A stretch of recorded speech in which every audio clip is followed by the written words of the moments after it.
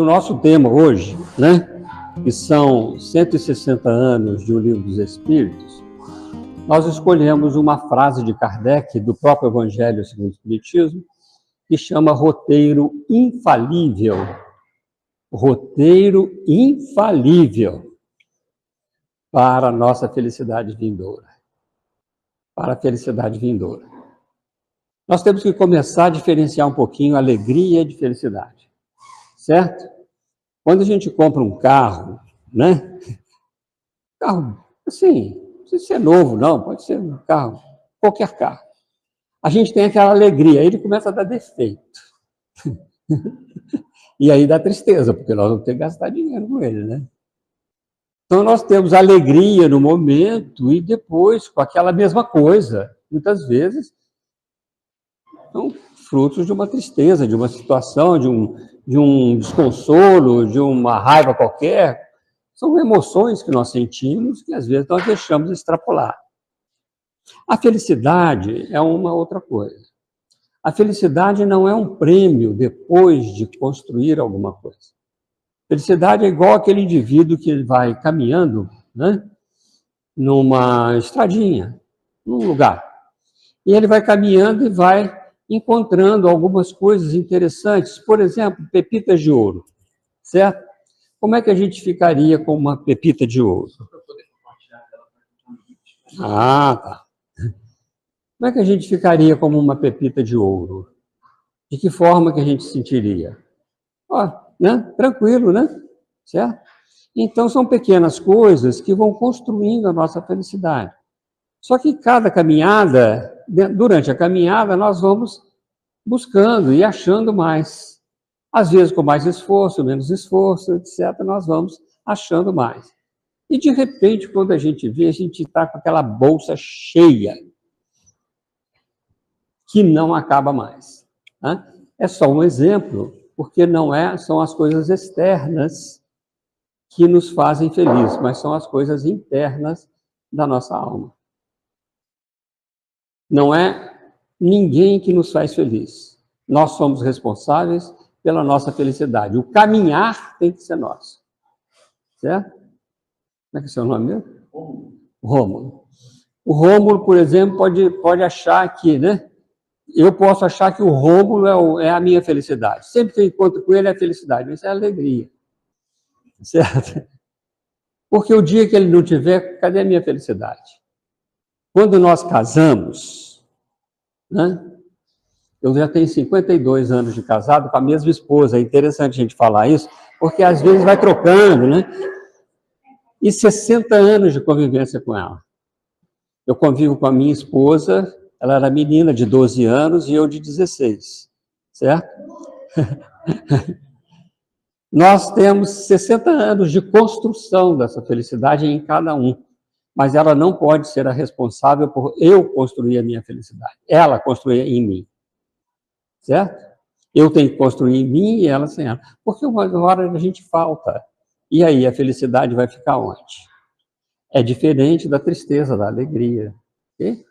É lógico que quando a gente, né, quando alguém do nosso carinho, do nosso convívio, parte para o mundo espiritual, uma certa tristeza existe em nós.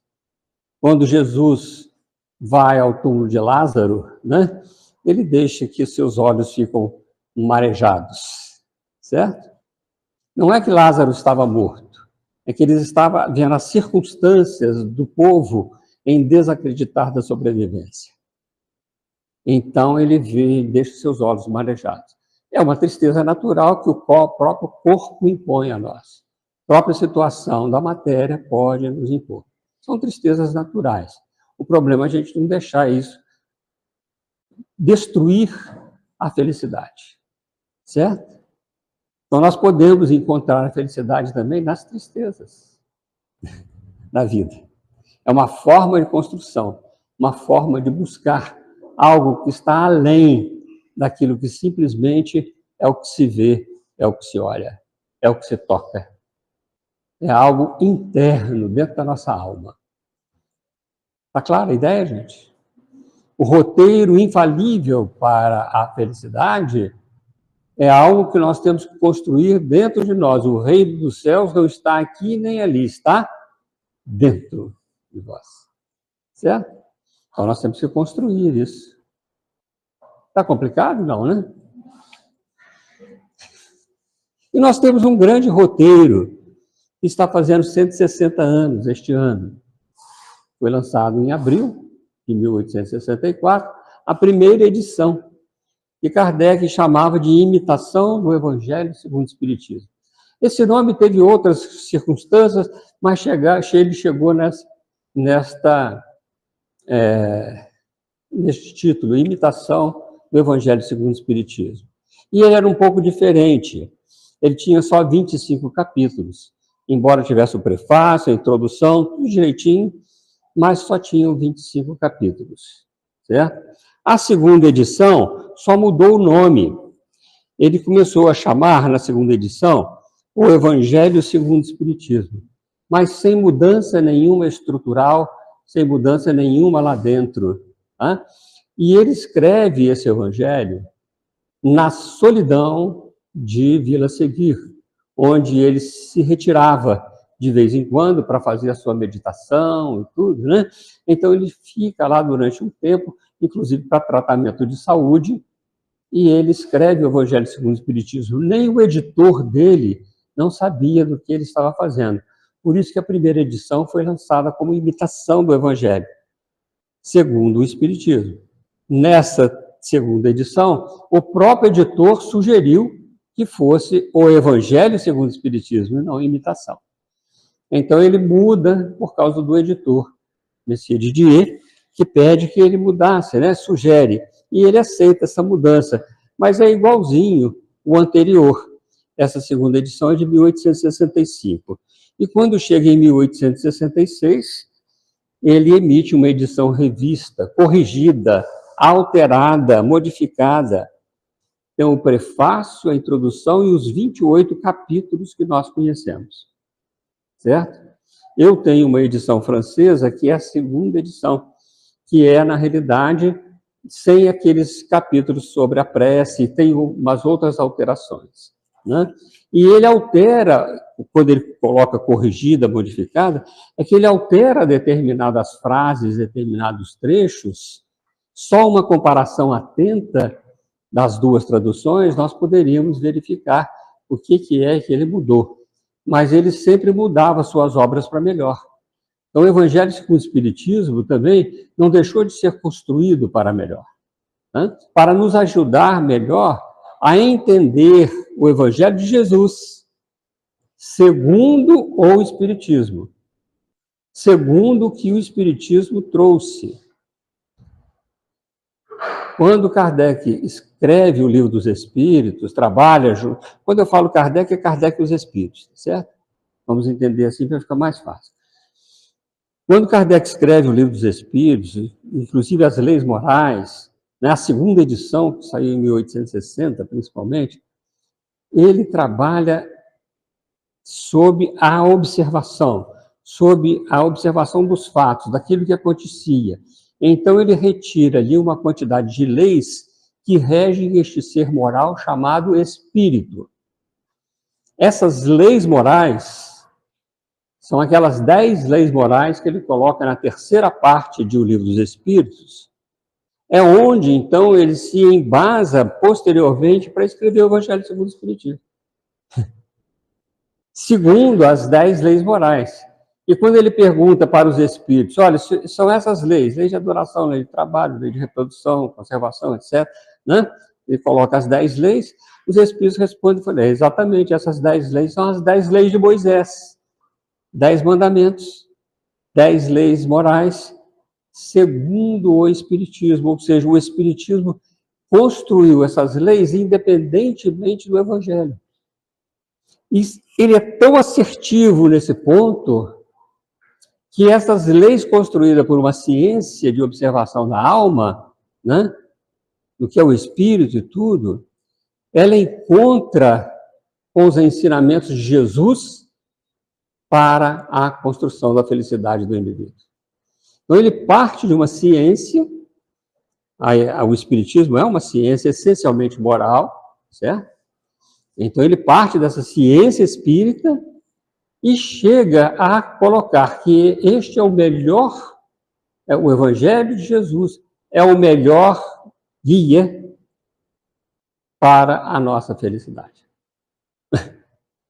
Mas segundo o Espiritismo. Então não é o Espiritismo segundo o Evangelho, certo? Porque no Evangelho tem muitas coisas, né? Então, nesta edição aqui, ele coloca o seguinte, olha, o Evangelho segundo o Espiritismo, explicação das máximas morais do Cristo. Ele não partiu da moral do Cristo para chegar no Evangelho. Ele explica a moral do Cristo, certo?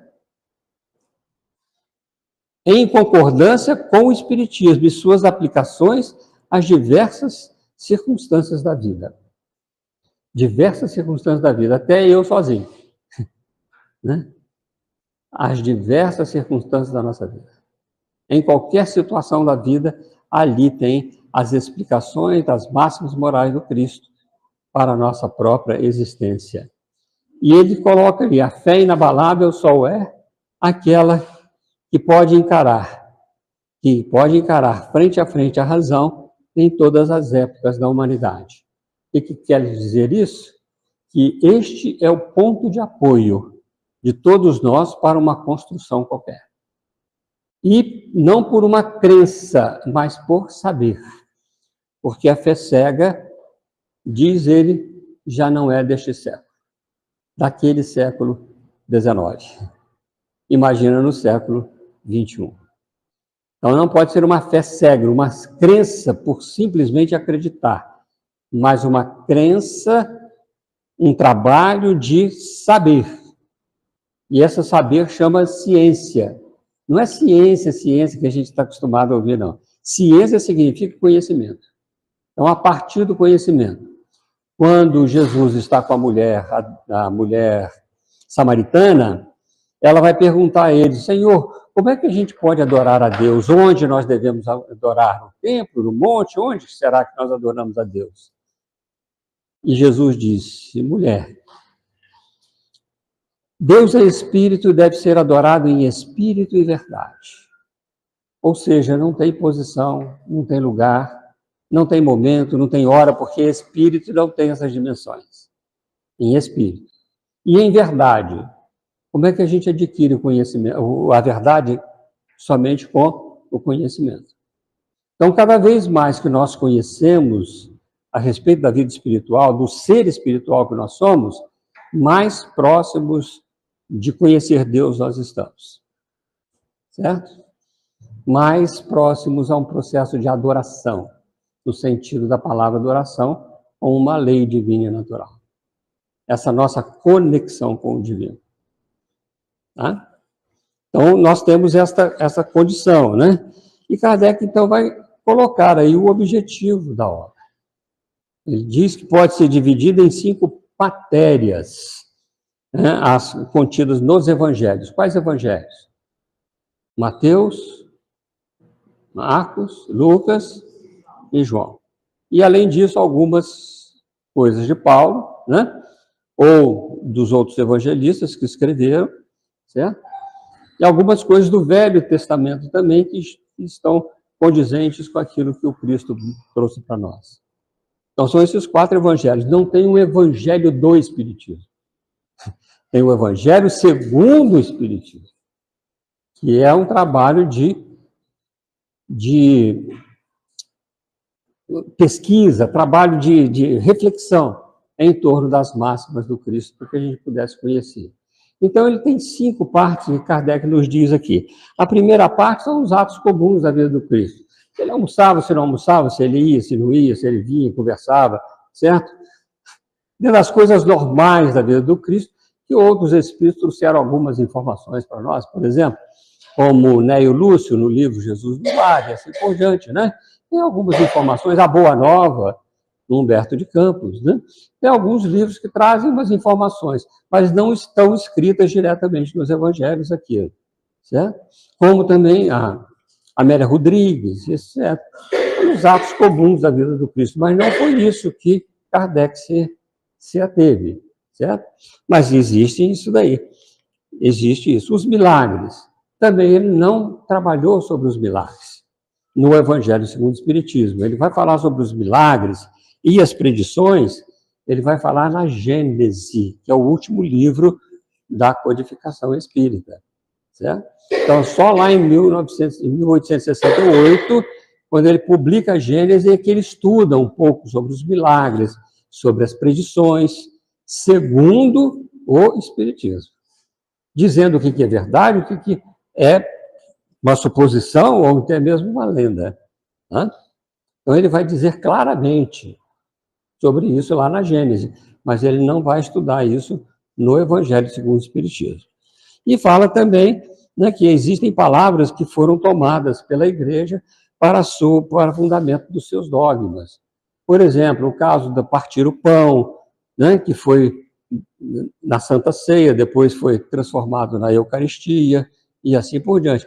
Nós não estamos falando nada que seja contra, viu, gente? Nós estamos falando que isso existe lá e foram tomadas pela Igreja para os seus dogmas. O dogma do batismo, por exemplo, o sacramento do batismo, né? Do casamento, certo? Então, tudo isso foram dogmas que foram tomados pela Igreja para fundamentação. Palavras do Cristo ou contextos do Evangelho, que às vezes não são nem palavras do Cristo, que foram tomadas para esta situação. E também temos aí, por fim, o ensino moral. O ensino moral, na realidade, é o mais importante. Por quê? As outras podem ter controvérsias. O que é controvérsia? Eu posso ter um pensamento, né? Você pode ter outro, ela pode ter outro, você pode ter outro, e assim por diante. Nós temos diversas controvérsias. Mas o ensino moral não tem controvérsia. O que é bem, o que é mal, é mal.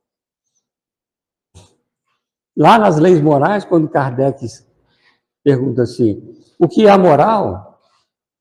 Eles respondem, a regra de bem proceder. Procede bem aquele que procede de acordo com a lei divina. Procede mal aquele que infringe ou procede contra a lei divina e natural. E onde está escrita a lei divina e natural? Na consciência. Não tem papel, não tem nada. Está na consciência de cada um de acordo com o nível intelectual que o indivíduo já adquiriu. Não é moral, nível intelectual. Ele compreende melhor o que é o bem e o mal. Então, veja, se é uma regra de bem proceder, o ensino moral de Jesus está numa situação de bem proceder. Está clara a ideia, gente? Hein? Todo o ensino moral que Kardec trouxe para nós, que fala dentro do Evangelho segundo o Espiritismo, é uma regra de bem proceder. Porque esta é a definição de moral segundo o Espiritismo. Hã? Então ele vai dizer aqui, olha, para os homens em particular, para os homens, para as mulheres também. Por quê? Porque quando ele fala homens na obra, ele está se referindo aos espíritos encarnados, certo? Para os homens, não vamos falar assim, as mulheres estão livres disso. Não, tá não. Homens são espíritos encarnados, e pode encarnar em corpos femininos ou em corpos masculinos. Né? Para os homens, para os espíritos encarnados, né? Constitui aquele código, o ensino moral, uma regra de proceder que abrange todas as circunstâncias da vida privada, da vida pública, o princípio básico de todas as relações sociais que se fundam na mais rigorosa justiça. O que vocês acham disso? Regra de bem proceder. Se eu tiver num baile, né? Baile é bom, né, gente? Coisa boa a gente dançar. Né? O quê? Tem problema? Não. Não tem problema nenhum. Mas como eu vou me proceder naquelas circunstâncias? Aí tem problema. Certo? Se eu tiver, por exemplo, numa festa, né? Eu posso ir à festa? Posso. Então não há nada proibido. Meu problema, então, é na forma de proceder, de agir, de pensar. e de sentir. Não é só agir, porque às vezes a gente está lá com aquela cara de santo, né? Mas por dentro está feroz, entendeu?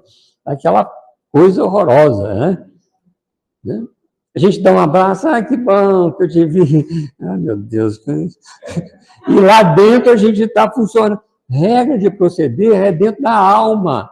E a alma tem essas 3 dimensões, de pensar, de sentir, de agir. Nós não podemos esquecer disso. Então é na alma que nós... O corpo procede? Não, o corpo só é instrumento. Se eu dou um tapa em alguém, quem é que deu o tapa? Foi a alma ou o braço? Foi a alma que quis fazer isso. Foi sem querer. Não, ninguém faz nada sem querer. Certo? Então, o proceder está dentro do nosso querer, da nossa ação, da nossa vontade, do nosso desejo. E isso está na alma. Aí eu escrevi mal criado para uma pessoa, depois, gente, foi sem querer que eu mandei. Não foi sem querer, é porque eu quis fazer aquilo. Eu posso até apertar o botãozinho lá do envia erradamente. Posso ter arrependido depois, mas naquele momento eu não arrependi. Eu fiz. Eu escrevi. Né? A fofoca do WhatsApp. Né? Certo? É a regra de bem proceder. Na vida pública, qual que é a nossa vida pública? Fora do lar. Na vida privada, dentro do lar. Então, serve para dentro do lar também. Certo? Tudo que serve para a vida pública serve para a vida privada, porque eu tenho que ser um indivíduo e não ter máscaras para me vestir. Eu venho para o centro e fico com aquela cara de santo. Né? Em casa eu sou um déspota. Não dura 52 anos um casamento. Se eu tiver uma forma de proceder diferente, eu posso ser até ruim aqui também. Eu não posso ser hipócrita. Certo? Hipócrita significa máscara. Eu não posso ter uma máscara, um uniforme para vir no centro. Eu vou vestir meu uniforme do centro, aí chegar lá eu sou bonzinho. Né? Aí vou para o meu trabalho, ou então estou na fila do banco, uma pessoa fura a fila e eu acabo com a vida dela. Essa regra de bem proceder. Isso tudo nós vamos aprender no Evangelho segundo o Espiritismo. Né? Regra de bem proceder. Veja só. E ele vai dizer aqui, olha, e finalmente e acima de tudo, o roteiro infalível para a felicidade vindoura. O levantamento do véu, da ponta de um véu, que nos oculta a vida futura.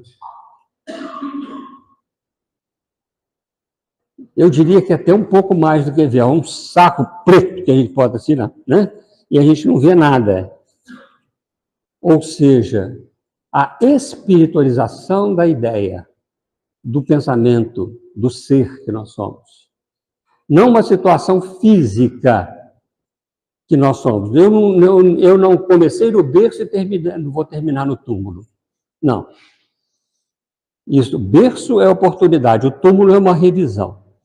Certo? Então nós temos aí um período que nós estamos aqui, mas não somos daqui. Todo mundo que está aqui é ET. Não pertence diretamente à Terra, então somos extraterrestres. Né?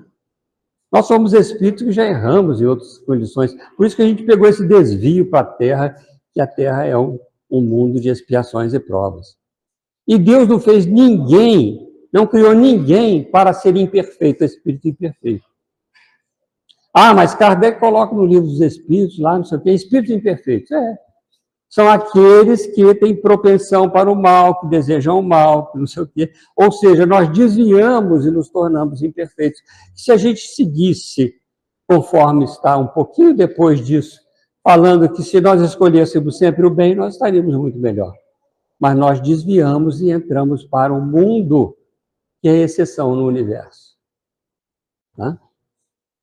Nem todos os mundos passam por provas e expiações. Pode passar por provas, mas expiações não. Expiação é só para quem faliu. Só para quem teve vícios. Só para quem escolheu mal esta regra de proceder. E aí passa por expiação. Então, nós podemos construir uma felicidade muito mais tranquila, só seguir a regra direitinho. Seguir a lei divina e natural, que é o mais importante de tudo.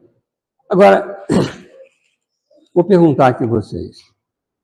Vocês vão ter que responder. Pergunta, tem que responder. Né? Pode ser 1, 2, 10 pessoas, não importa. Para que nós somos criados?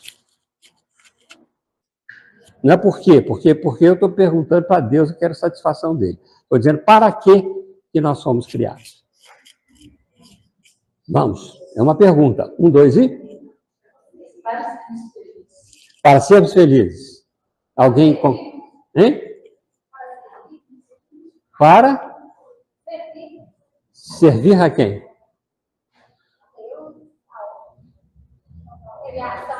É um processo, mas não é para isso. Hein? Para evoluir também é um processo. Para a perfeição, que é um destino. Né? Certo? Olha, está tudo certo, né? Não tem nada errado. Certo? Agora, para que a gente alcance isso, nós temos que fazer uma construção de felicidade. Entendeu, gente? Porque senão nós vamos passar para o lado infeliz das coisas. Então, quando Kardec pergunta assim, o que é a lei natural? Questão 614 de O Livro dos Espíritos. O que é a lei natural? O que é a lei divina? O que é a lei natural? É a lei de Deus. É aquela única para a felicidade do homem, do ser encarnado, né? Única para a felicidade do homem. Ela diz o que pode ser feito, o que deve ser feito e o que deve deixar de fazer. Só é infeliz aquele que se afasta dela. Então, Deus nos criou para que sejamos felizes. E isso está tudo certo, para evoluir, para chegar à perfeição, para nós servirmos, porque a única forma de conseguir a felicidade é através deste processo de relacionamento. Não tem outra forma. Não adianta eu me esconder num deserto, agora eu vou ser feliz. Não tem jeito. Como é que eu vou demonstrar que eu sou paciente, tranquilo? Se eu estou sozinho? Isso. Então, nós precisamos de construir coisas em nós para que a gente seja feliz. E veja só o que ele diz. Esta é a parte que será objeto exclusivo desta obra. Regra de proceder para ser feliz, para construir uma felicidade.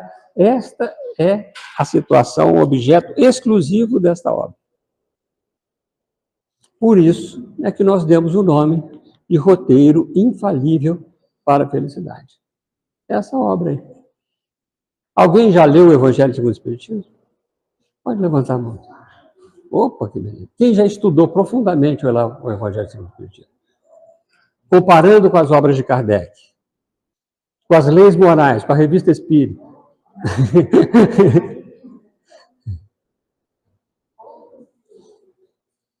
Conversando, trabalhando, verificando dentro da nossa alma essa situação, porque é o que ele diz. Por exemplo, quando o bispo de Argel disse assim, o castigo, né? O que nós sabemos do castigo? O castigo vem de quem? Olha só as perguntas. A punição.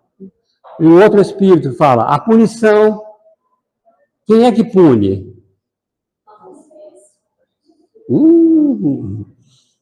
Olha só como é que a gente deve estudar, né? Estudar o Evangelho segundo o Espiritismo é um pouco diferente do que ler e tentar entender a letra. É entender a profundidade daquilo dentro de nós. Certo? Esta é a nossa proposta. A nossa proposta é de construir a felicidade. É a proposta que Kardec deixou. Por isso ele colocou, que nós mostramos naquele slide anterior, na introdução do Evangelho segundo o Espiritismo. E no prefácio, que é um estudo maravilhoso, o prefácio dá umas 3 horas de estudo, né? O trabalho que os espíritos tiveram, eles dão uma confiança integral para que a gente pegue a nossa lira e entre no concerto divino. Está lá no prefácio. Né? Cada um tem que pegar o seu instrumento, aquilo que lhe deve. Então, nós temos um roteiro infalível para a felicidade. Esse roteiro, nós temos 4 pilares para essa nossa conexão com Deus, com o divino, com o belo, com o bom. Né?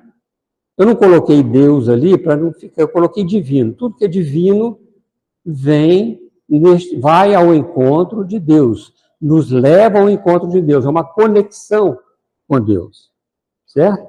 Quando eu faço bem ao próximo, quando eu amo o próximo, a quem que eu estou amando? A Deus e ao próximo. Eu não posso amar a Deus sem amar o próximo, não tem jeito. Então eu aprendo a amar a Deus amando o próximo, certo? Amar a Deus é fácil, gente. O problema é amar o próximo, porque o próximo cobra da gente. Né? Deus é bom, Deus perdoa. Então, de onde vem o castigo? Aí nós vamos ter que estudar no livro dos Espíritos o que significa a palavra castigo. Para que a gente possa entender o que aquele bispo de Argel falou, que o outro espírito falou, que eu não me lembro os nomes, né? E assim por diante, a respeito da palavra castigo, punição. Vão lá na questão 1009 do livro dos Espíritos, eu não vou falar, certo? Uma mensagem de Paulo de Tarso, que ele traz lá, né? Paulo, apóstolo, se não me engano, é a terceira mensagem da questão 1009, ele vai dizer assim, o castigo é... Aí ele dá a definição de castigo segundo o Espiritismo. Por isso que nós temos que estudar o Evangelho segundo o Espiritismo. E nós estamos agora estruturando o nosso estudo em 4 grandes pilares. O primeiro pilar, a lei. O primeiro pilar é a lei. Qual lei? A lei divina, que está onde? Mas elas foram deixadas aqui por alguns companheiros para que nos lembrasse da lei, porque nós esquecemos e a desprezamos. Certo? Então, nós esquecemos, desprezamos, então precisa de vir alguém para nos ajudar. E um destes grandes auxiliares foi Jesus. Outro grande auxiliar, Moisés. Outro grande auxiliar, a doutrina espírita. Então, nós temos neste primeiro capítulo, não vim destruir a lei. Qual lei? A lei divina, a lei moral. Então, nós temos que olhar para este capítulo, não historicamente Moisés, Jesus e o Espiritismo, mas para mostrar o seguinte, aquelas 10 leis de Moisés, eu coloco na minha vida? Por exemplo, já pensou se todo mundo, aqui no Brasil, não vou falar nos outros países, né? Porque nós estamos falando do Brasil, Bezerra de Menezes, né? Que ama o Brasil, foi um espírito que trabalhou aqui no Brasil. Você acha que, se nós cumpríssemos a lei de Moisés, nós estaríamos nessa penúria moral que nós estamos? Não roubarás.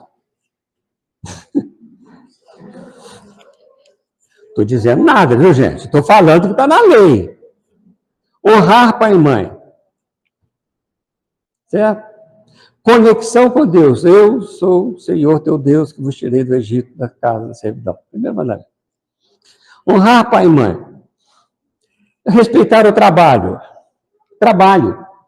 Mas descanse no sábado. Trabalho. Lei de trabalho. Lei de adoração. Né? Lei de justiça. E assim por diante. Tudo lá. Não cobiçará a mulher do próximo. Eita! Dizem que esse é o 7º mandamento, mandaram cortar o 7. Né? Não é o 7º. Isso é só uma brincadeira. Mas veja como é que é interessante. Já pensou se nós pegássemos aquela não matarás? Olha, se nós pegássemos só o não roubarás e não matarás, como é que o nosso mundo já estaria melhor? Hein? Só isso. Nem os seus bois, nem nada. É isso aí. Certo? Porque a cobiça leva ao desvio. A cobiça é interna, o desvio é a ação. Que aí eu vou lá e pego aquilo que não me pertence, fora da justiça. Né? Agora, se eu puser isso tudo para dentro de mim, está valendo? Tá, então nós temos que estudar os 10 mandamentos dessa forma. Comparando com as próprias leis morais que Kardec trouxe no Livro dos Espíritos, na terceira parte. Aí nós vamos ter uma profundidade melhor do estudo. O estudo não pode ser rápido, ele é lento. Né? Então aí está o primeiro processo, respeito à lei. Ou seja, quando eu respeito a lei divina e natural, que é a lei de amor, eu estou, na realidade, buscando fazer o melhor, pensando melhor, sentindo melhor, agindo melhor, eu estou respeitando a lei. A lei que eu consigo respeitar, que eu não conheço, leis que eu não conheço ainda, não adianta. Mas aquela que eu já tenho condições de saber como espírito imortal que eu sou. Então, não vim destruir a lei. E o Espiritismo, então, depois nos abre esta consciência, falando de outros pilares. Né? O segundo pilar seria a vida futura, a sobrevivência da alma. Porque sem sobrevivência da alma, qual que seria a nossa responsabilidade com relação à vida atual? Vamos beber, comer, aproveitar da vida, e que se importa os outros, se dane os outros. Né? Sem a vida futura, nós não nos preocuparíamos e nós só seríamos aqui uma vida de materialistas. Quando Kardec, então, coloca no segundo capítulo, meu reino não é deste mundo, ele vai falar sobre a vida futura. Então, a vida futura é um grande trabalho que, inclusive, os apóstolos de Jesus, os discípulos, aliás, apóstolos, eles foram presos não porque eles curavam, porque eles falavam da sobrevivência. Pedro e Barnabé foram presos por causa disso. Porque não podia falar sobre sobrevivência, porque dá responsabilidade ao indivíduo. Então, eu tenho que me olhar dentro disso. Como eu estou com a minha vida como espírita que eu sou, certo? Não como religião espírita, mas como consciência espírita, como eu estou com a minha vida em relação à vida futura. Está clara a ideia, gente? Como que nós devemos estudar o Evangelho? Não é dar uma lidinha, é assim. Isso não tem base, não encara a razão de frente a frente, porque nós temos que nos apoiar na fé, nesta construção inicial. Deus cósmico universal e os diferentes estados da alma. É aqui que ele vai nos falar que a Terra, né, é um planeta de exceção, que está lá do Santo Agostinho que fala isso. É quando a gente pega o desvio e entra para a expiação. Nós erramos na lei, nós não nos preocupamos com a vida futura, cai aqui na prisão. Né? Cai nesse sanatório de espíritos rebeldes. E ninguém aqui, olha, se tiver 1% de espíritos encarnados em situação de espírito bom, é muito. É muito. Nós estamos exercitando uma forma de sermos espíritos bons. E aí está onde é que nós vamos nos encaixar. Exatamente, então eu preciso de melhorar. Eu preciso de sair dessa situação. Eu preciso de ir para um mundo melhor. Porque na casa do Pai tem muitas moradas. Depende do meu estado de alma, eu vou estar em determinado lugar. Nós estamos aqui nesse desvio por causa do nosso estado de alma. E depois ele vai falar Deus justo e bom. E vai falar sobre a perfeição ao alcance de todos. Ou seja, o processo de alcançar estados melhores só vai ser através da pluralidade das existências. Ninguém poderá ver o reino de Deus se não nascer de novo. Significa as reencarnações. Então, nós temos 4 grandes pilares. A lei, ou seja, a conexão com Deus, certo? Seguindo a sua lei. A sobrevivência da alma, que é a vida futura, e assim por diante. Como nós estaremos, com o nosso compromisso em ser espíritos imortais. O Deus cósmico universal, ou seja, nós estamos não num Deus da terra, ou Deus da religião, né? Ou Deus do futebol. Já notou que tem muita gente falando, graças a Deus nosso time ganhou. E o time que perdeu? Foi graças a quem? Hein? Acontece um acidente, foi graças a Deus meu filho salvou. E o outro que morreu? Foi graças a quem? Nós não compreendemos Deus ainda. Porque só Deus só pode nos satisfazer a nossa alegria. Não é a nossa felicidade, nossa alegria. E muitas vezes a nossa felicidade está na desencarnação de alguém querido. Felicidade de construção, não é de alegria. É diferente. Então foi Deus que ajudou. Deus me ajudou, eu fiz o gol. E o goleiro? Outro dia eu vi um cara falando, eu fui bater o pênalti, Deus me ajudou e eu fiz o gol. Eu falei, coitado do goleiro, o goleiro não é filho de Deus, não, gente. Como o nosso pensamento ainda está básico daquilo que só nos satisfaz, né? E não a situação universal. Então, é Deus da terra, Deus do futebol, Deus do não sei o quê, Deus disso, Deus daquilo. Por isso que Jesus fala assim, amarás o Senhor teu Deus. Qual que é o meu Deus? Se o meu Deus é o dinheiro, eu vou amar a vida física. Né? Agora, se o meu Deus, na realidade, esse Deus cósmico universal, em que nos condiciona nas circunstâncias de fraternidade, nós temos que pensar. E está aí, no capítulo 4, mostrando isso. Esse Deus cósmico, justo e bom. No capítulo 3, no capítulo 2 e no capítulo 1, porque todas elas representam condições de conexão com o divino. Então, através das reencarnações, eu vou trabalhando, certo? Todo esse processo de perfeição, de encontro com Deus. Né? Até que hora que nós temos, gente? Eu tenho que olhar meu tempo aqui, senão... Ah, tem um relógio ali. Eu tenho até às 16 horas. Tá. Dá tempo. Então, vamos lá. Feita esta base, se nós tivermos esta base bem estudada, bem sólida, vai ficar fácil de nós entendermos os nossos problemas, as nossas aflições. Aí vem o capítulo 5. Bem-aventurados os que são aflitos, que significa a ressignificação da dor. A ressignificação da dor é a coisa importante. Não é o porquê, mas é o para quê. O porquê nós já sabemos, ou são causas atuais, dos nossos desvios atuais, ou são causas anteriores, que eu até esqueço do passado para me melhorar agora. Então, eu não fico pensando assim, eu sofro por causa disso, eu sofro por causa daquilo. Não é por quê, é para quê. Certo?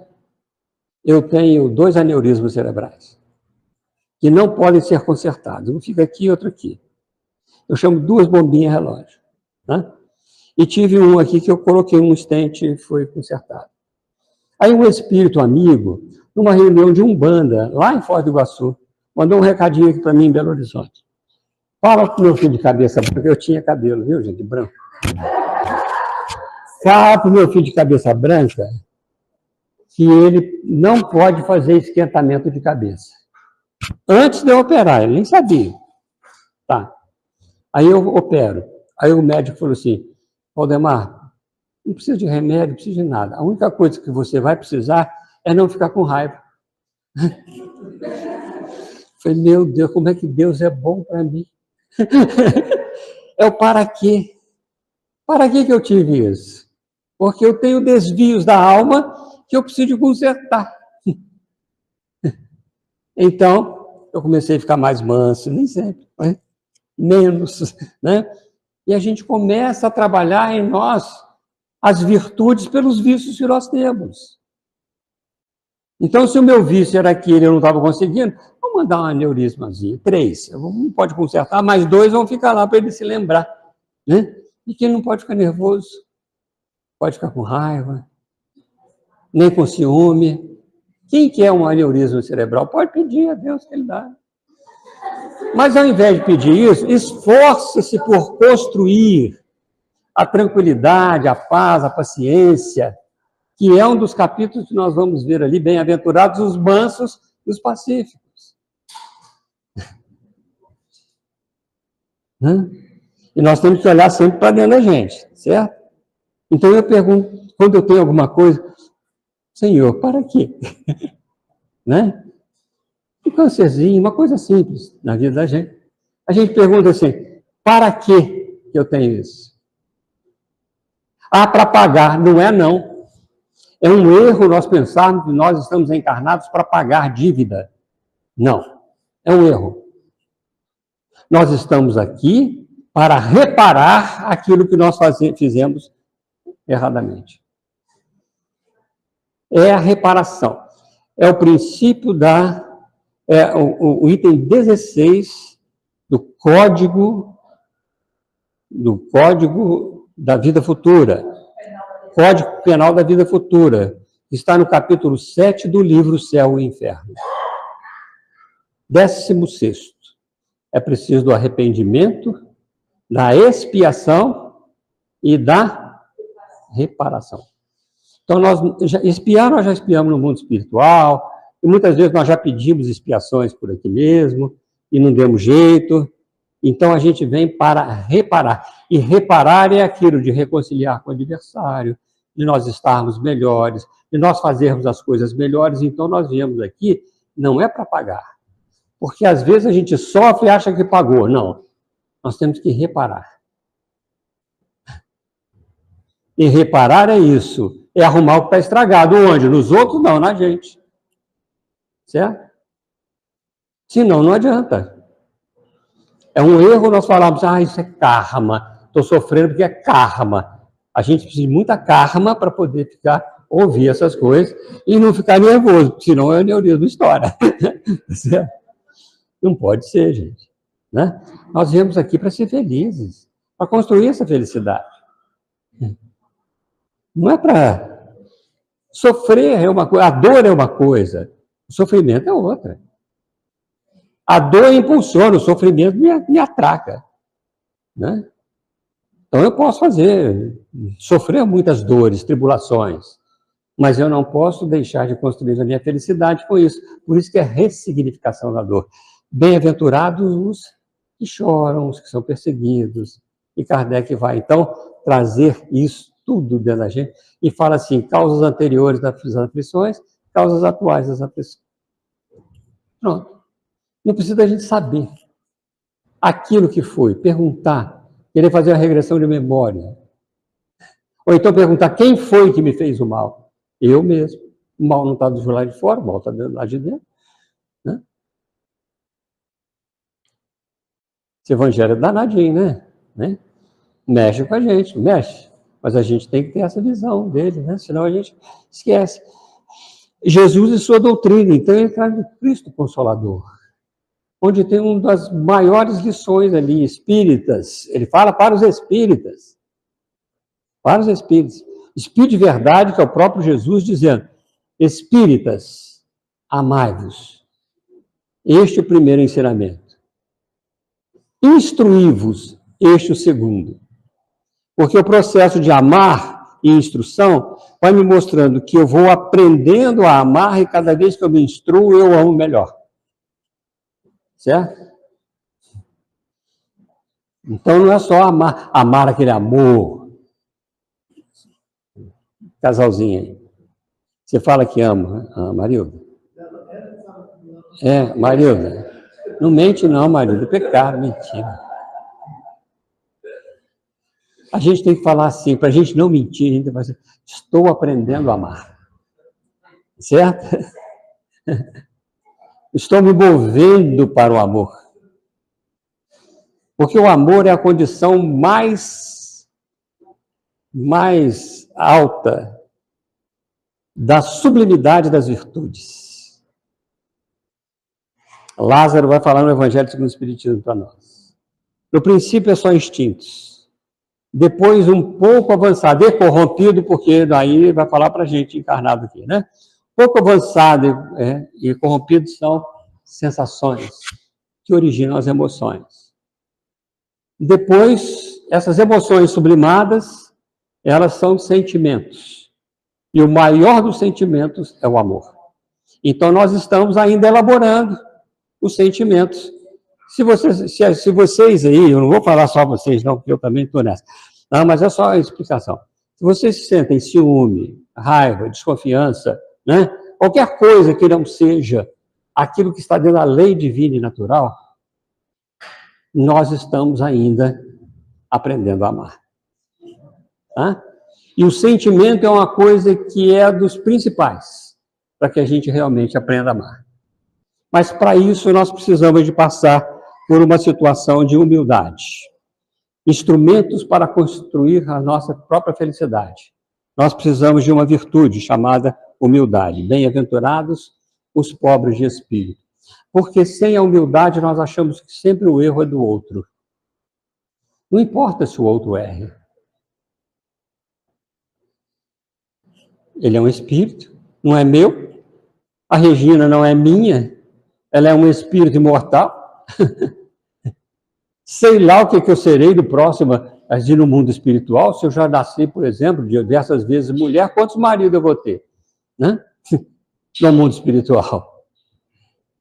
Quantos? Então não tem essas relações materiais. Então a primeira coisa que eu tenho que fazer é saber que quando eu erro, a culpa não é do outro, é minha. A responsabilidade é minha. Se alguém me faz ficar com raiva, você me fez ficar com raiva, de quem que é a culpa que eu estou falando? É do outro. Agora, se eu fico com raiva, eu falo assim, olha, eu estou com raiva. Eu vou esperar um pouco para poder te responder depois. Eu tenho que controlar estes impulsos. É isso daqui, é humildade, gente. Saber das nossas possibilidades e das nossas dificuldades. Sem humildade, eu não construo outra virtude. Porque ela me fala se eu estou certo ou se eu estou errado. Quando Kardec estuda sobre vícios e virtudes, na questão 893 de O Livro dos Espíritos, ele vai dizer assim, há virtudes. Tem um trechinho que os Espíritos respondem. Há virtudes, no plural. Sempre que há voluntária tendência aos maus pendores. Voluntária resistência aos maus pendores. Voluntária resistência aos maus pendores. Então, se eu sou impaciente, uma resistência à impaciência, eu estou adquirindo virtudes. Porque ao lado da paciência está a tolerância, está a calma, certo? Tem outras virtudes, que não seja só aquela. Então, quando a gente pede assim, Deus, dai-me paciência, ele vai dar o que para a gente? Trabalho para a gente adquirir paciência. Vai botar a gente chata na nossa vida. Implicante. Então, não saiba o que peça a Deus. Certo? Peça a Deus paciência, ele vai dar uma opção de coisa para você construir a paciência. Então, esta oportunidade, nós começamos pela humildade. Eu posso estar errado, eu ainda não sei tudo.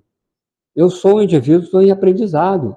Eu estou aqui, né, estou refletindo em mim, eu estou aqui, na realidade, para aprender mais, para continuar meu processo de construção de felicidade. Para isso. Então, eu tenho que começar pela humildade. Ninguém é feliz sem humildade. Aristóteles vai nos falar assim, olha, uma vida virtuosa é uma vida feliz, então eu tenho que conquistar virtudes. Outra virtude, bem-aventurados os que têm puro coração.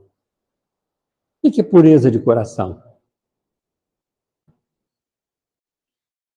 Nós só julgamos e condenamos os outros se nós não temos puro coração. Certo? Nós só julgamos e condenamos porque nós temos marcas profundas em nossa alma. Então, a pureza de coração é um processo de pensar melhor e sentir melhor. Pensar melhor com indulgência. Indulgência. Tá? Então, o puro de coração, ele traz um sentimento nobre, um pensamento nobre. Tá? Ele vai buscar as coisas melhores. É isso que nós vamos ver neste capítulo. São instrumentos. Se eu não tenho puro coração, o que eu tenho que fazer? Purificar esse coração. Ou seja, o meu sentimento. O que eu sinto quando as pessoas... Tem gente que olha para a gente e dá uma risadinha, né? A gente vai, tá rindo de mim. Eu não posso pensar assim, tá rindo para mim? Não é diferente? Né? Oh, tá rindo para mim. Não, eu penso, tá rindo de mim. Quem é que interpretou? Quem é que sentiu mal? Fui eu. Não importa essa pessoa.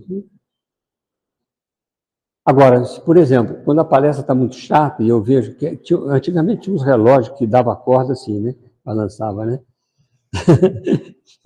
Então, quando eu vi alguém balançando, eu falei assim, nossa, eu tenho que mudar minha palestra. Não é o outro que está achando chato, sou eu que sou chato.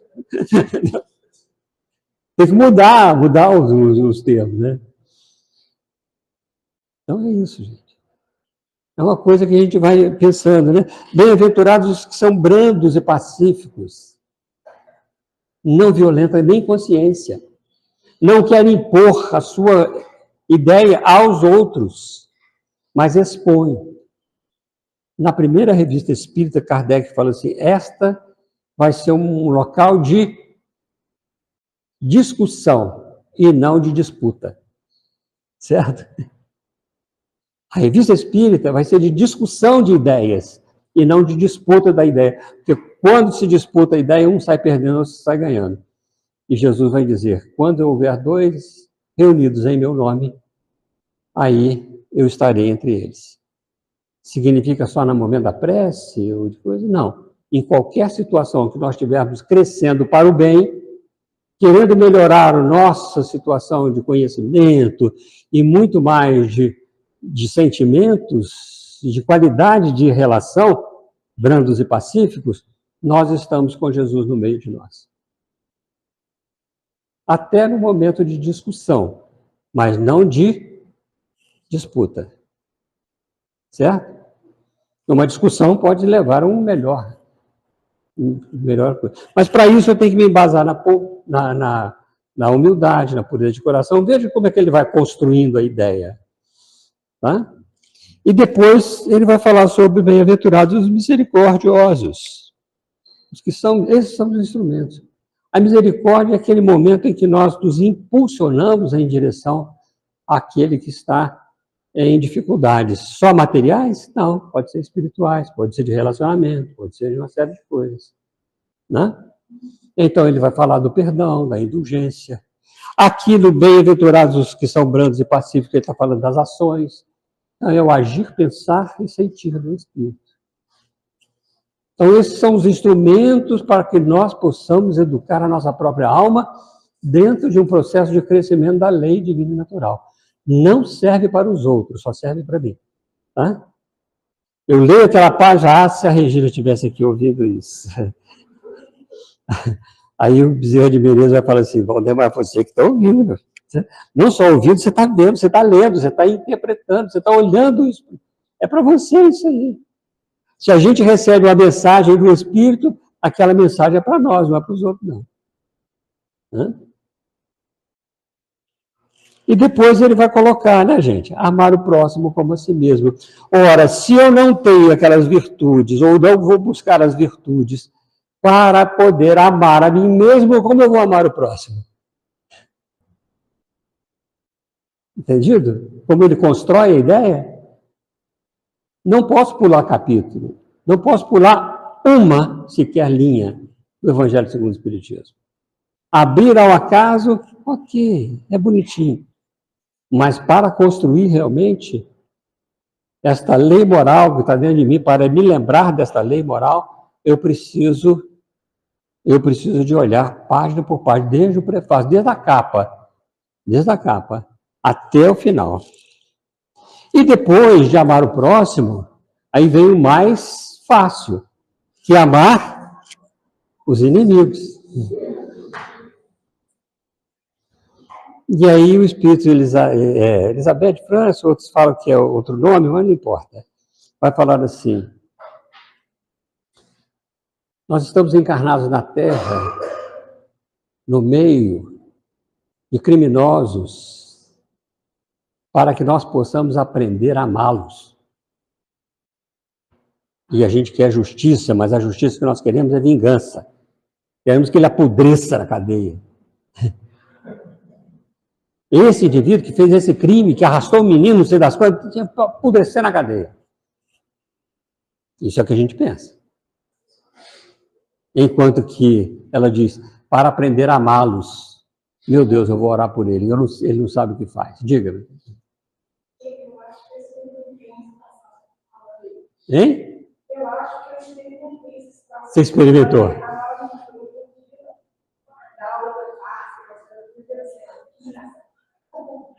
Quando aconteceu algo foi estranho, eu tive meu lado e agora um músculo só não aconteceu pior porque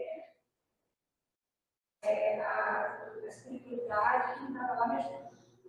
Mas quando eu cheguei em casa, eu deixei tirar a casa, eu entendi que minhas ideias foi um caminho diferente, uma música que eu não foi muito louca, porque a sensação do ouvido até hoje eu tenho, mas eu não consegui falar se eu tomara de boca, não sei o que aconteceu. Eu pedi com muita assim, vontade, sem mudar nada, um caminho diferente. Eu queria um refrigerante mesmo, eu não faço isso. Ele está fazendo diário agora. E como é que você se sentiu depois disso?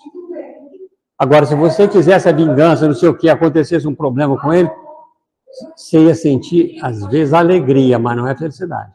Certo? Não é esta paz de consciência, que é a felicidade relativa que nós temos na Terra. Ok? Quando nós temos a paz de consciência, é a felicidade relativa. Né? Então, veja só que interessante. Então, nós experimentamos essas coisas durante nossa vida. E aqui ele vai falar no capítulo 13, não saiba a vossa mão esquerda o que dê a direita. Né? A direita simboliza o trabalho todo assim, de inspiração, de tudo. A esquerda representa a nossa vivência atual, as nossas relações atuais, certo? Então, por exemplo, aqui representa o amor, aqui representa a caridade, aqui representa a justiça. Porque dentro desse processo de justiça a gente quer ver as coisas como são na Terra, né? Então, temos essas duas posições. Não saiba a vossa mão esquerda o que dê a direita. Vai significar para nós que nós temos que trabalhar na esquerda de tal forma que ela se identifique com a direita, para que de nossas entranhas cresça o amor. Né? Então, essa situação, né, de dar a outra face, de outra coisa qualquer, não é uma coisa física, é dentro de nós. Claro? Tudo está dentro de nós. Né?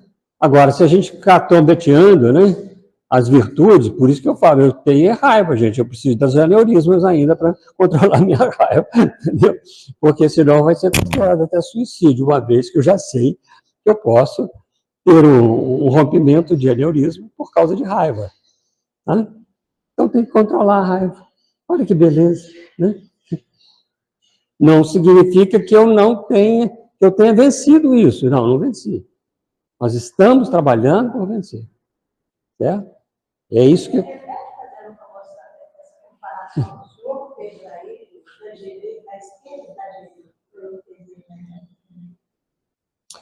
Vamos dar outro exemplo, tá? Para a gente ficar mais fácil. Paulo vai nos falar que gravitar para a unidade divina, ele fala no Livro dos Espíritos. Eis o fim da humanidade, o objetivo. Para isso são necessárias 3 coisas: a justiça, o amor e a ciência. Certo? Justiça no sentido de virtude. E não no sentido de tomar lá da cá, né? Certo? Justiça, o amor e a ciência. Mas 3 coisas ali são opostas e contrárias: a ignorância, o ódio e a injustiça. Certo? Então, veja, nós sempre temos 3 polaridades, 2 polaridades, e o amor sempre central. Tá? Se nós temos justiça, amor e verdade, nas 3 condições das revelações, o amor está sempre central. Okay? Ele sempre sai das nossas entranhas e cresce em direção divina. Entranhas, eu estou falando da alma, tá certo, gente? não é do corpo, né? Ele nasce, nós construímos este processo. Tá? Então, aqui, muitas vezes, eu começo com a justiça. Mas a minha justiça não é a justiça virtude, é a justiça divina, é a justiça dos homens. Tá? Então, é aquilo que eu faço terra a terra. Ok? Então, é a mão esquerda. Né? A mão direita é aquela que doa, que dá. Essa eu recebo, eu cobro. Essa aqui eu dá.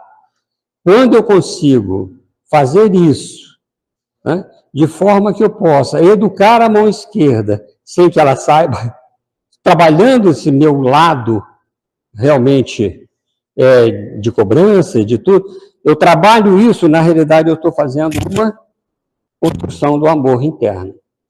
E não é por causa disso que eu vou fazer isso. Eu vou doar para ter. Eu vou doar para que eu não tenha interesse pessoal. Eu vou fazer o bem sem interesse pessoal. A mão esquerda significaria interesse pessoal. Tá?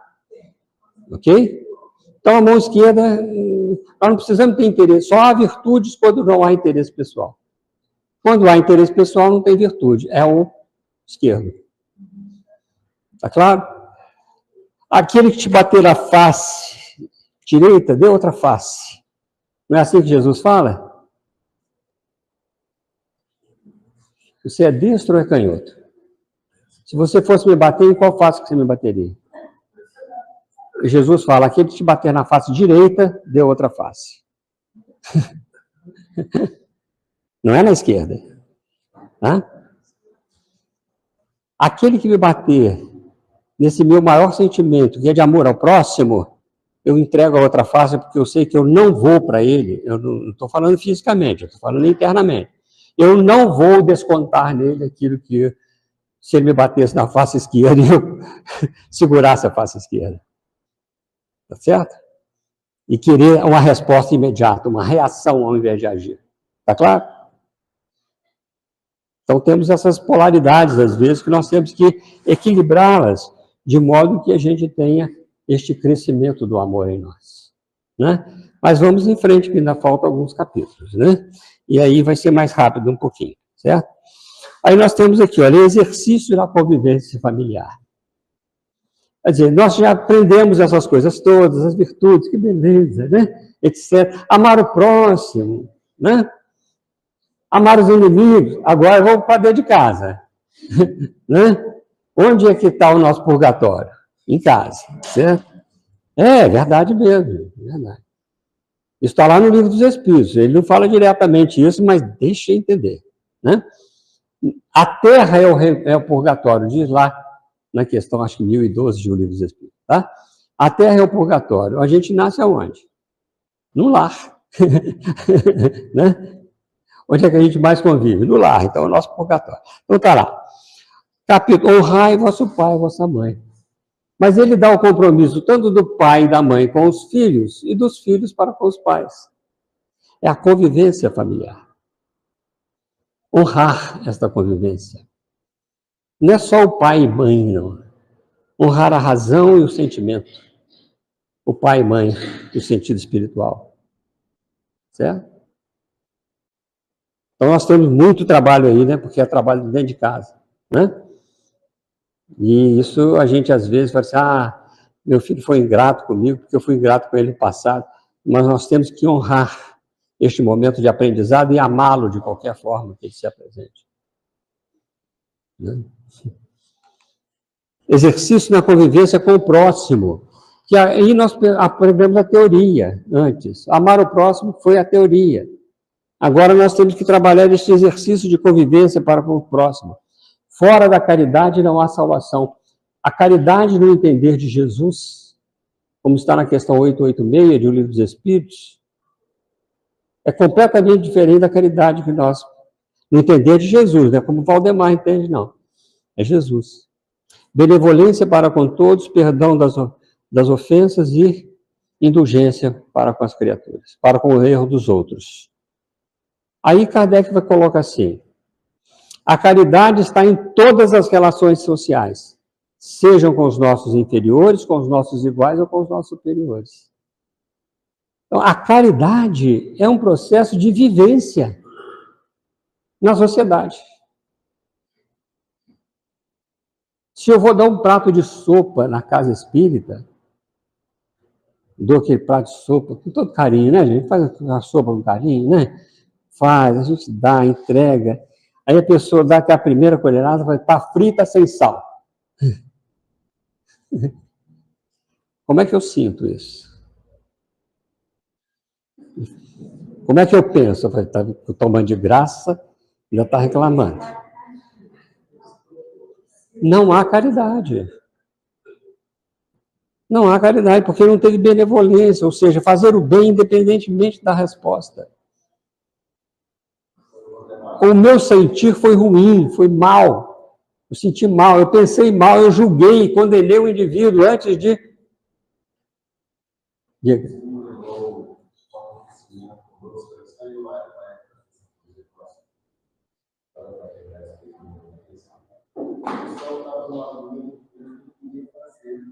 Uma atividade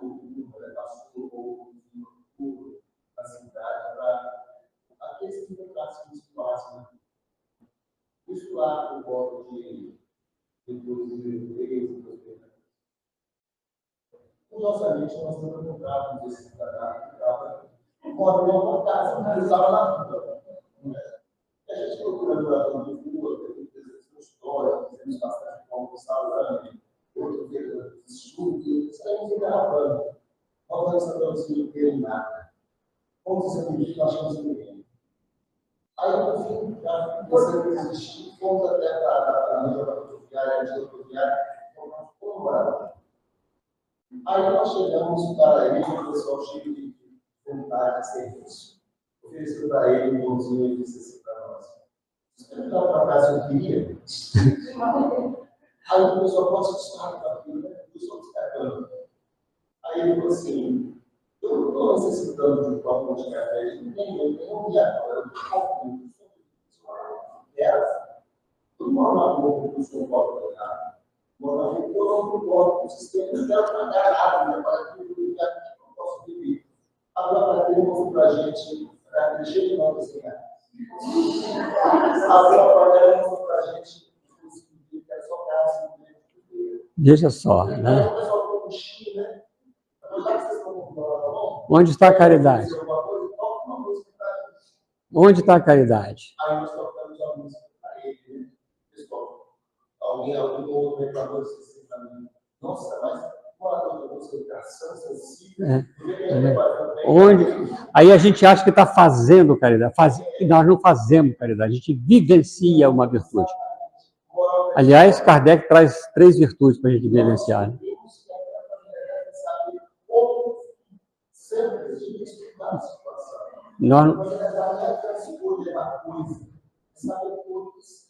Não é aquele que ele precisa, porque muitas vezes não precisa. Num relacionamento comum, nós podemos estar agindo com caridade ou não. Tá certo? Dependendo, se eu estou julgando o próximo, condenando os atos dele, eu já estou numa conversa comum. Eu já não estou vivenciando a caridade. Então é um pouco... Por isso que nós falamos, olha, é um exercício de convivência com o próximo. Qual é o nosso próximo? Qualquer um. Tá certo? Então vamos lá. Exercício do nosso livre-arbítrio, fazer escolhas. Não se pode servir a Deus e a Mamon. Servir a Mamon é servir simplesmente a vida física. Certo? Servir a Deus é simplesmente servir ao espírito. Constantemente, às vezes até numa vida de meditação. Mas eu preciso me servir de Mamon para servir a Deus. Eu preciso da vida física para que eu possa aprender a servir a Deus. Ou seja, conquistar este reino dos céus dentro de mim. Então eu não vou abandonar a vida física. Eu preciso dela. Eu preciso da lei de reprodução, de conservação, de destruição. Né? Eu preciso dessa vida física. Eu preciso da lei de sociedade, do progresso, do livre-arbítrio, fazer escolhas. Certo? Então, eu preciso de aprender a escolher. Aquilo que eu escolho dentro da minha vida física Eu estou servindo a Deus ou estou servindo ao meu interesse pessoal? Aquilo que eu quero só para mim, egoisticamente. Então, este é o meu propósito, a gente aprender a fazer escolhas, né? Neste capítulo, a gente vai lá. Nós temos uma meta, olha, eu tenho meta até 4 horas, são 10 para as 4. Vamos lá.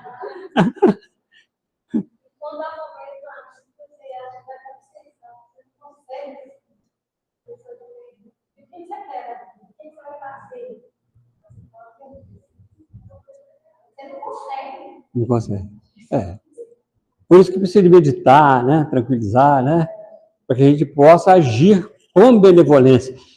Agir com benevolência não é aquela cara de bonzinho, não. É um sentimento da alma, certo? Nós precisamos de agir com benevolência, né? Então, a meta a ser atingida, sede perfeitos. Mas sede perfeitos como o quê? Como Deus? Não. Como vosso Pai que está nos céus, que o Cristo disse. Quem que é o meu Pai?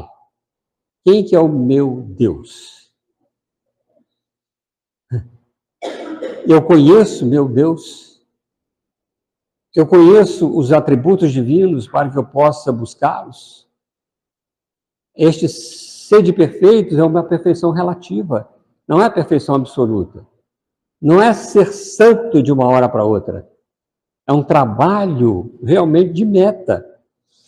Se eu estou melhor agora, amanhã eu tenho que estar melhor do que hoje. Então, não é que eu construí uma meta integral, é que eu preciso de estar trabalhando sempre. Não atinjo essa meta a não ser quando eu sou espírito puro. E para isso eu tenho que conquistar todas as virtudes. Todas as virtudes. Não ter nenhum sentimento ruim, né? E aí nós temos algumas dificuldades a vencer. Certo? Essas dificuldades estão... Onde estão essas dificuldades? Está no nosso companheiro, companheira, no nosso filho, no nosso pai, na nossa mãe, no cunhado, na sogra, no sogro, né? Onde é que estão as nossas dificuldades? Muitos os chamados, poucos os escolhidos. Onde é que são as nossas dificuldades, gente? Internas. Nós precisamos de tomar um império sobre nós mesmos, conforme no Livro dos Espíritos, se não me engano, na questão 122 ou 123 está lá. Nós precisamos de ter um império sobre nós mesmos. Até que nós consigamos isso, nós vamos ter dificuldades. Elas podem vir externamente, mas a dificuldade que eu tenho é interna. Tá? Eu não sei amar, eu não sei perdoar, eu não sei, né, pensar direito. Então eu reajo ao invés de agir, e assim por diante. Então tem que começar a aprender. O Evangelho segundo o Espiritismo vai construindo isso para nós. E vai testando agora, nós estamos na fase de teste, né? As dificuldades a vencer. Mas nós temos valores para vencer essas dificuldades. E o grande valor que nós temos é a fé que transporta a montanha. Diz Arquimedes para nós, Arquimedes era matemático, né? Tem gente que tem raiva dele por causa do teorema de Arquimedes, né? Certo? Mas eu adoro Arquimedes. Arquimedes, além de matemático, era filósofo. E ele diz o seguinte: me dê um ponto de apoio, uma alavanca, que eu faço mover o mundo. Essas palavras são dele, tá? Se nós temos um ponto de apoio que chama fé, uma alavanca que chama vontade, nós removemos o mundo. Nós removemos o mundo interior. Então, a fé é esse instrumento que nós temos para remover as montanhas de dificuldades que são internas nossas, e não dos outros, e não das coisas que estão por fora. E aí os Espíritos vão falar para nós, né, sobre a fé humana e a fé divina.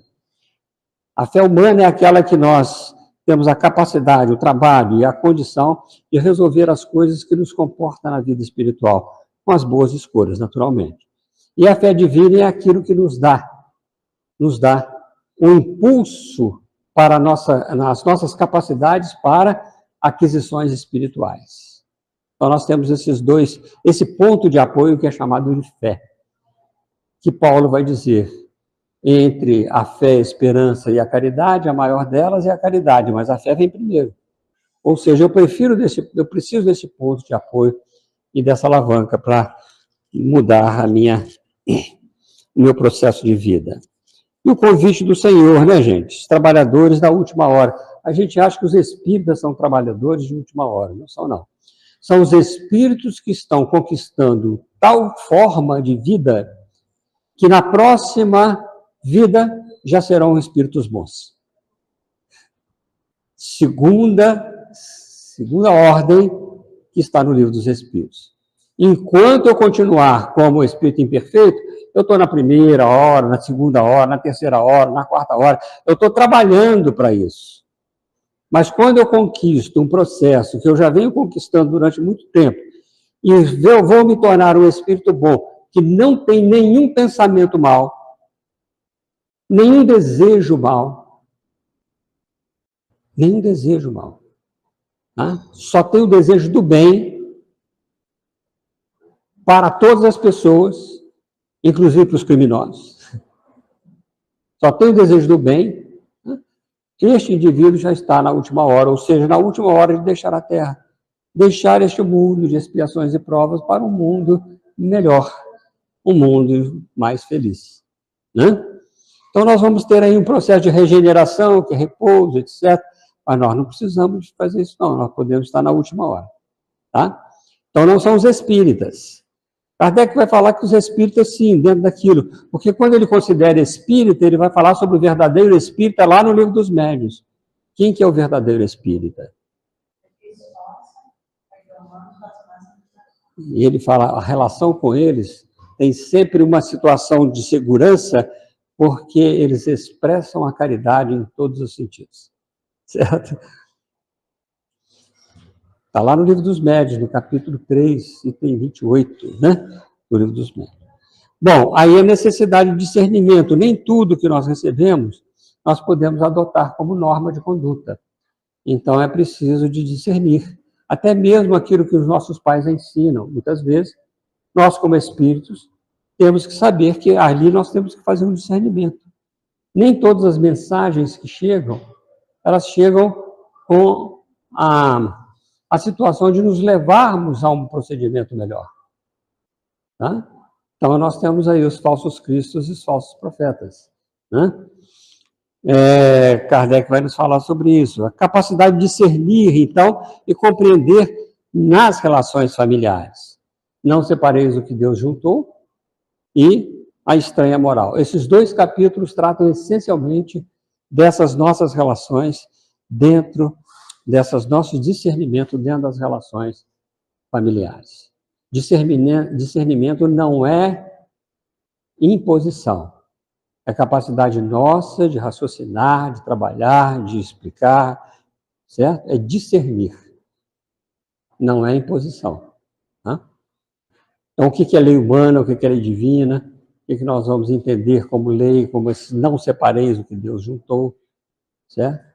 E Kardec é muito claro nesse ponto, que é interessante, para que a gente tenha isso. Depois ele vai nos falar sobre o dialogar sem violentar consciências. Não ponhas a candeia, debaixo do alqueire, mas coloque no velador, para que a sua palavra possa clarear sempre. Sua palavra possa ser uma palavra de crescimento e não de rebaixamento das pessoas, sem exigências, sem violentar as ideias, mesmo que as ideias sejam as mais absurdas.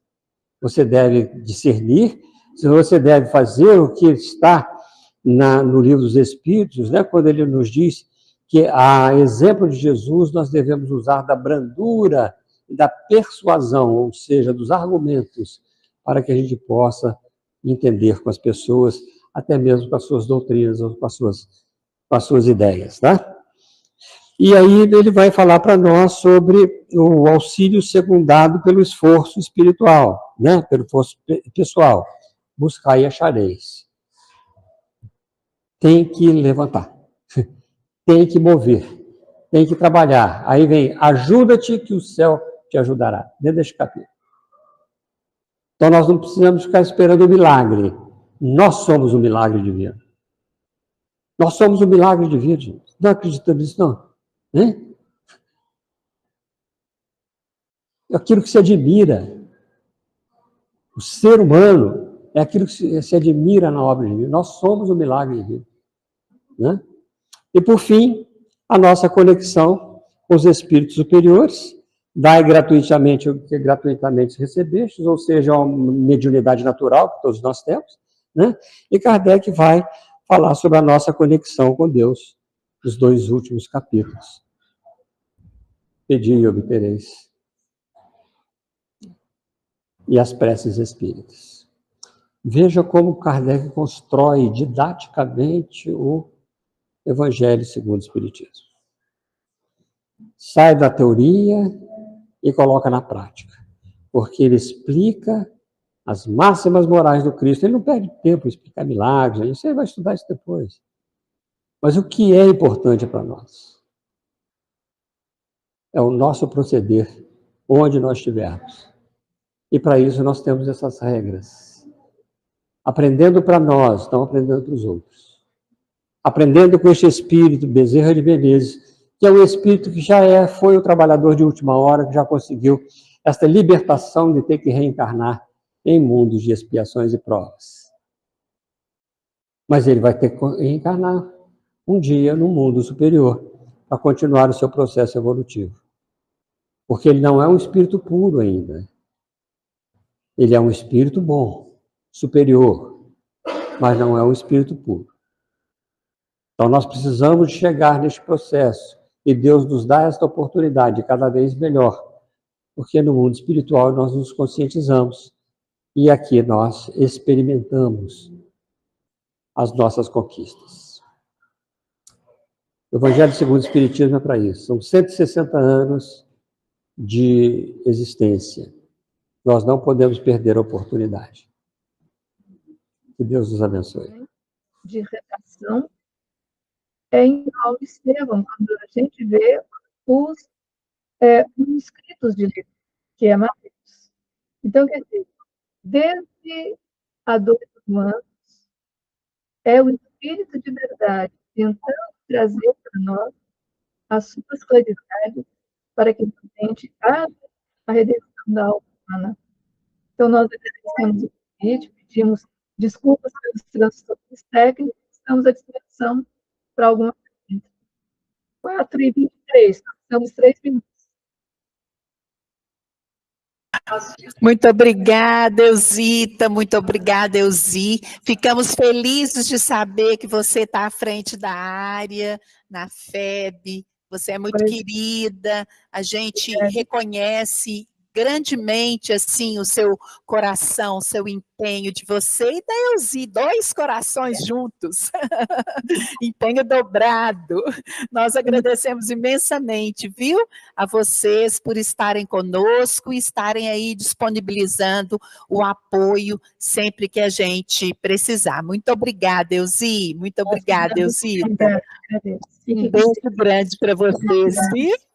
E, turma, olha, o Centro Espírita Bezerra de Menezes tem um grupo presencial do Evangelho Redivivo, e nós temos ainda, com base em Santa Luzia, 4 grupos online.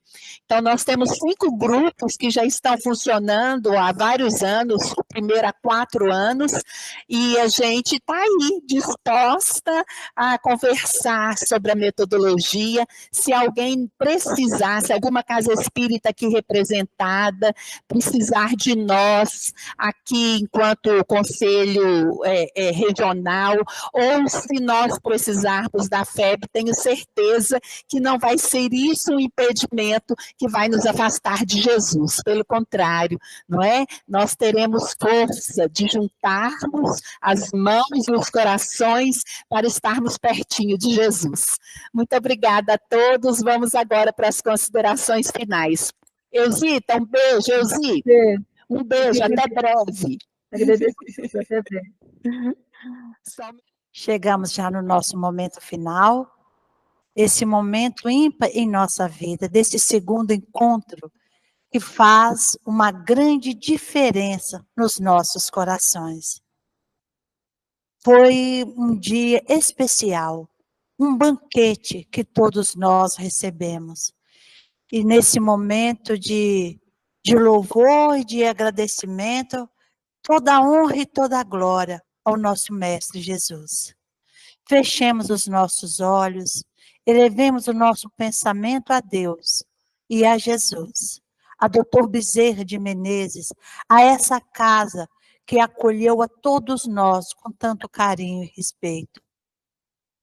Querido amigo Jesus, nesse momento de término desse encontro maravilhoso, que todos nós sairemos daqui mais renovados, mais confiantes em Ti e também, Senhor, com mais responsabilidade. Porque conhecer o vosso Evangelho é um caminho sem volta. Agora temos que caminhar. Te pedimos, Jesus, que todos nós possamos retornar em paz para os nossos lares. Que nós possamos, Senhor Jesus, ter em nossa mente esses pensamentos sublimes que recebemos nesse dia de hoje. Assim, Senhor Jesus, interrompemos com a oração que o Senhor nos ensinou. Pai nosso, que estais nos céus, santificado seja o vosso nome. Venha a nós o vosso reino, seja feita a vossa vontade, assim na terra como no céu. O pão nosso de cada dia nos dai hoje. Perdoai as nossas ofensas, mas ensina-nos a perdoar a quem nos tem ofendido. Não nos deixe entregues a novas faltas e livra-nos do mal, o mal que ainda existe dentro de nós, porque vosso é o reino, é o poder e a glória para todos sempre. Que assim seja, graças a Deus. Então, uma boa tarde para todos nós, que Jesus continue nos abençoando.